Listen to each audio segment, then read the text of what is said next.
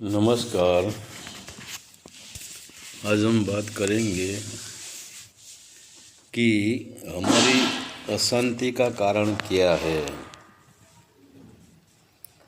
तो परमात्मा किसी को निराश भी नहीं करते हैं, दुख भी नहीं देते हैं और अशांति भी नहीं देते हैं, क्योंकि जैसे सूरज उगता है तो इनकी किरण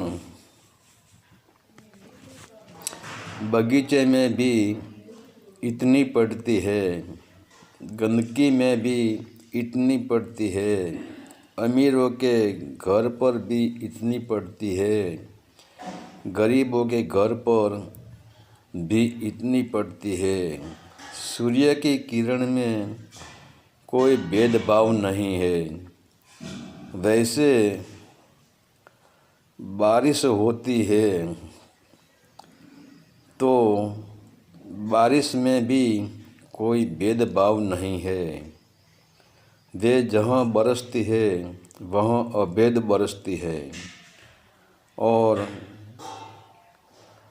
हम बारिश को और सूर्य को दोष दे रहे हैं कि सूरज की धूप मेरे घर में नहीं आती है और बारिश का जल से मेरा घड़ा नहीं भरता है। तो सूरज की धूप तुम्हारे घर में कैसे आ सकती है, क्योंकि तुमने तुम्हारे घर के सभी दरवाजे बंद किया है, छत में भी छिद्र नहीं रखा है। तो सूरज की किरण तो तुम्हारे दरवाजे पर दस्तक दे रही है, वह इंतज़ार कर रही है कब दरवाज़ा खुल जाए और मैं भीतर चली जाऊँ। वैसे ही बारिश भी तुम्हारा घड़ा भरने के लिए राजी है, मगर या हमारा घड़ा उल्टा रखा है या छिद्र वाला रखा है, और उल्टा ही नहीं है और छिद्र वाला भी नहीं है, तो छत के भीतर रखा है और छत के भीतर भी नहीं है, हमारा घड़ा हमने बाहर ही रखा है, तो पहले से ही भरा रखा है और हमारी भूल को हम देखते ही नहीं हैं और हमारी अशांति का दोष हम परमात्मा को दे देते हैं, क्योंकि परमात्मा तो सब पर एक सा बरसता है। परमात्मा के लिए न कोई भेदभाव है, चाहे वह पुण्यशाली हो, पापी है, व्यभिचारी है या दुराचारी है। सत्कर्म करने वाला है, दुष्कर्म करने वाला है, मतलब हम कैसे हैं वह हमारे लिए है, परमात्मा के लिए नहीं। वह तो राम में भी इतना बरस रहा था और रावण में भी इतना बरस रहा था, मतलब राम का घड़ा खाली था तो भर गया और रावण का घड़ा पहले से ही भरा हुआ था तो रह गया।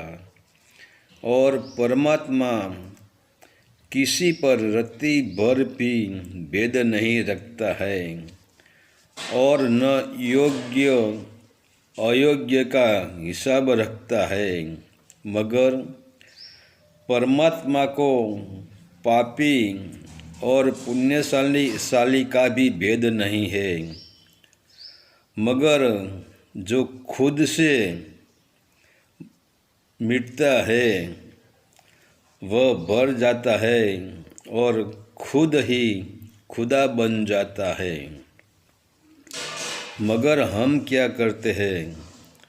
सूरज भी एक है, बारिश भी एक है, आकाश भी एक है, वैसे अनंत ब्रह्मांडों में छुपा भी एक है, पूरा अस्तित्व में एक ही रम रहा है। वह पूरे ब्रह्मांड का मालिक है, सबका दाता है। इसका हुक्म से ही, इसका आदेश से ही सब कुछ चलता है। हम जिसको महादेव कहते हैं वह भी परमात्मा का हुक्म में है। वह भी अपना मालिक नहीं है, वह भी परमात्मा के हुक्म से ही चलता है। तो हमारी अशांति का कारण क्या है? हमारी जिंदगी में हर पल बदलाहट में हम होते हैं, और जितनी बदलाहट इतनी अशांति, क्योंकि हम किसी एक को पकड़ते ही नहीं है। जैसे बंदर एक पेड़ पर या एक डाली पर ठीक से बैठ पाता ही नहीं है, वैसे हमारे भीतर बंदर की तरह विचारधारा बदलाहट करती है। किसी एक चीज़ के केंद्र नहीं बनाती है, न कोई एक देव को केंद्र बनाती है, क्योंकि हमारा विश्वास, हमारी श्रद्धा और संकल्प एक पर टिकता ही नहीं है। तो शांति कहाँ से मिलेगी?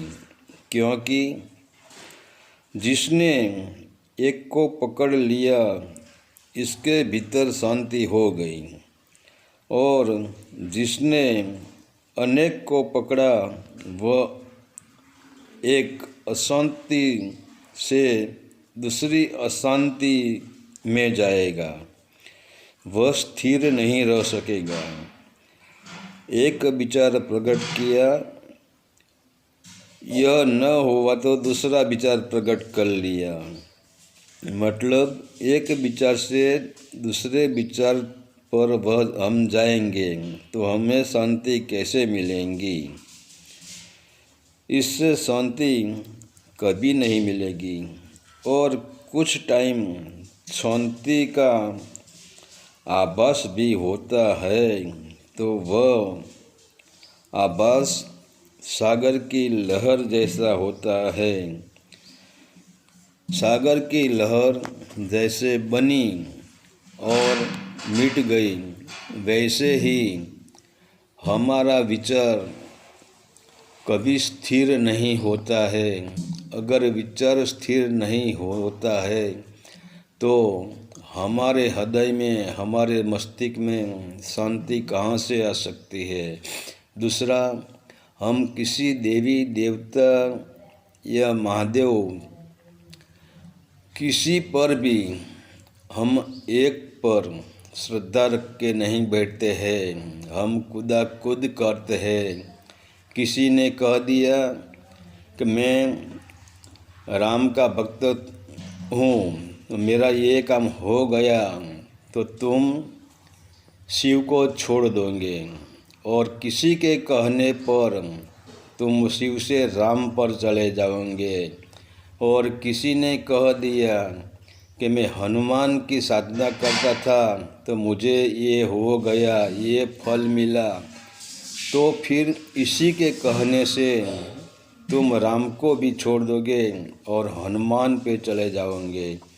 और किसी ने कह दिया, करे भाई मैं काली का भक्त हूँ, मैंने काली की सेवा की तो मुझे ये फल मिल गया, मेरा काम हो गया। तो इसी को सुन के हम हनुमान को भी छोड़ देंगे और काली को पकड़ लेंगे। मतलब हमारी सतत चेतना, हमारा विचार बंदर की तरह कूद रहता है, तो हमको शांति कहाँ से मिलेगी। इसीलिए तो हम अशांत हैं। हरि ओम तत्सत। आदेश का प्रणाम।